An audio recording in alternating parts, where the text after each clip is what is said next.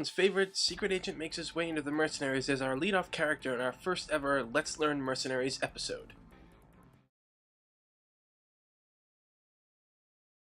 Leon is a pretty well-rounded character in terms of strength and speed. He's pretty quick on his feet, and his physical attacks aren't too bad either. Leon is a good character to use when starting off because, well, he's the only character you get when you start the Mercenaries mode. But since you've played through him with the story mode, you know his physical attacks, you know what he can do, and you know how well he moves. So it's a good way to get you started in the Mercenaries mode.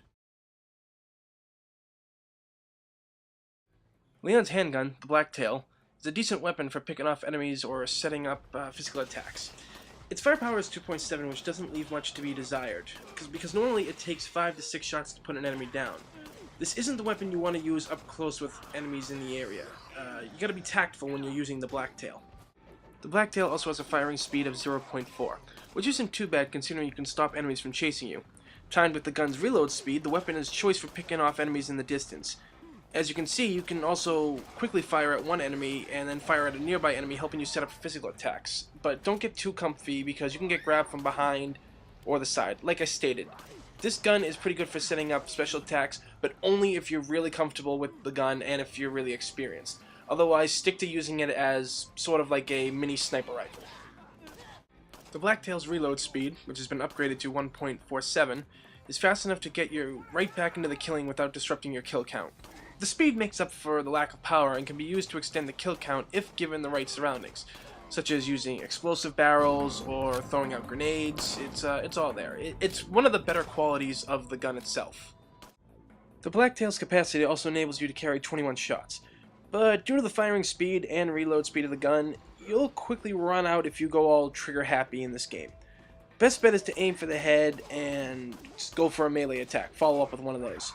It's a good way to save the ammo, because you don't get a lot of ammo at times, it seems. I mean, once you get a crowd together and you throw a grenade, if Leon's able to get a grenade, you'll probably be able to pick up all the ammo you need afterwards. But, like I said, just conserve ammo, go for headshots, and yeah, even use the knife if possible. Like, once they're on the ground, just start knifing them and see what happens. Next up, we have Leon's last and most powerful weapon, the riot gun.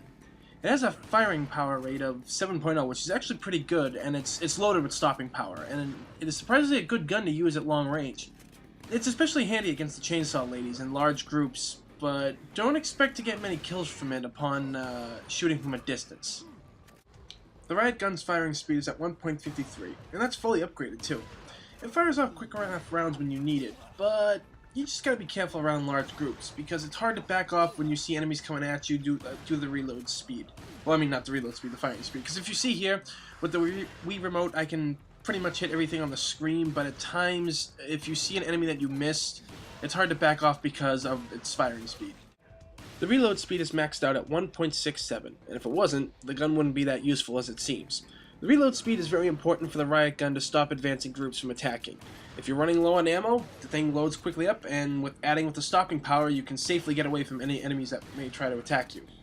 The gun's capacity maxes out at 13 rounds, which is good enough because with the added strength of the firing power and the reload speed of the riot gun, 13 rounds may even seem like a little too much for the gun. But hey, I ain't complaining, that's for sure. Leon goes all Chuck Norris when you line up a headshot on an enemy.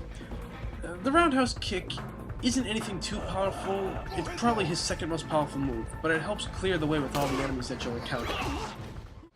Leon's second and weakest attack is the spin kick. Unfortunately, it's not as cool as it sounds. It doesn't really damage enemies and basically is used to control the crowd like so. I wouldn't recommend using this unless you're low on ammo. The final move, the suplex, is Leon's most damaging melee attack.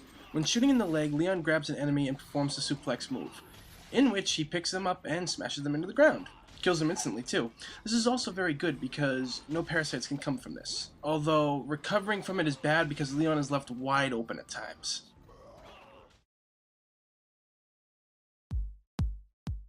Okay, time to wrap this up and explain the best ways to use Leon. 1. Save grenades. 2.